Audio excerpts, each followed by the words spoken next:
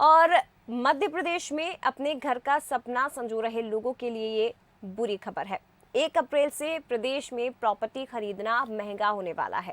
करीब 1,10,000 लोकेशन में से 6,000 पर प्रॉपर्टी खरीदना 5 से 25% तक महंगा होगा।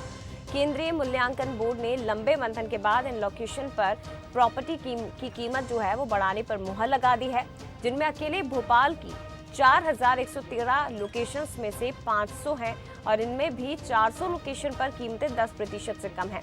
तो 100 पर 10 से 20% तक बढ़ाई गई है। वह इंदौर की 4,750 लोकेशन में से 745 पर 10 से 25% तक कीमतें बढ़ा दी गई हैं।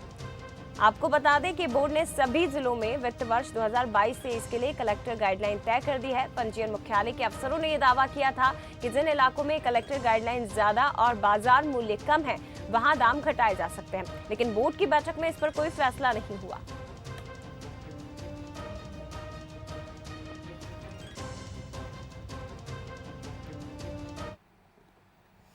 चलिए और इसी खबर को और भी विस्तार से हम समझेंगे। संवाददाता सूरज शर्मा का रुख करते हैं, लाइव हमारे साथ जुड़े हुए हैं। सूरज, ये खबर वाकई में उन लोगों के लिए एक बड़ा झटका है जो तैयारी कर रहे थे अपना नया घर खरीदने की, अपना एक आशियाना बसाने की।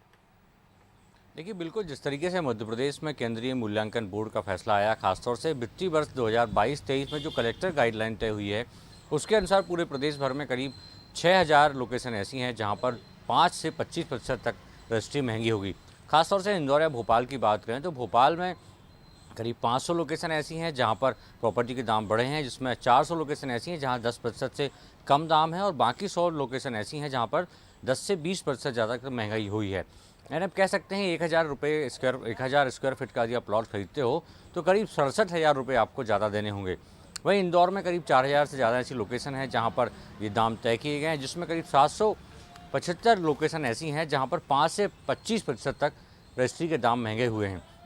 तो कह सकते हैं कि अब मध्य प्रदेश में प्रॉपर्टी खरीदना उन लोगों के लिए महंगा है और ख़ासतौर से जो अपने नए घर का सपना संजोए थे कि वित्तीय वर्ष बजट में वो अपने नया घर खरीदेंगे, कहीं ना कहीं ऐसे में उनके लिए ज़रूर एक मायूसी वाला शब्द। हालांकि महिलाओं के नाम पर यदि रजिस्ट्री होती है तो 2% उनको फ़ायदा होगा।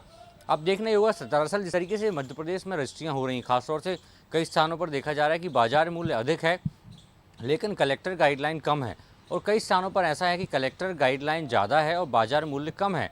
ऐसे लोकेशन पर जो दाम है वो घटाने के प्रयास भी किए जा रहे हैं। तो वहीं जिस तरीके से दाम बढ़े हैं उसके पीछे माना जा रहा है, तर्क माना जा रहा है कि बाजार मूल्य वहाँ पर ज़्यादा है और कलेक्टर गाइडलाइन जो है कम है। शायद यही वजह है कि जो बैठक हुई है उसमें केंद्रीय मूल्यांकन बोर्ड ने फैसला किया है कि जहाँ पर बाजार मूल्य ज़्यादा है और कलेक्टर गाइडलाइन कम है, उन स्थानों पर भी कलेक्टर गाइडलाइन बढ़ाई जाए। शायद यही वजह है कि मध्य प्रदेश की 6,000 ऐसी लोकेशन है जहाँ पर 5 से 25% तक दाम महंगे हुए हैं। जय बिल्कुल, लेकिन एक बड़ा झटका माना जाएगा, एक बुरी खबर मानी जाएगी उन लोगों के लिए जो अपने घर का सपना संजो रहे थे, घर खरीदने की तैयारी कर रहे थे। अगर घर खरीदना है तो महंगा होगा, कीमतें ज़्यादा चुकानी होगी। फिलहाल धन्यवाद आपका सूरज तमाम जानकारी के लिए।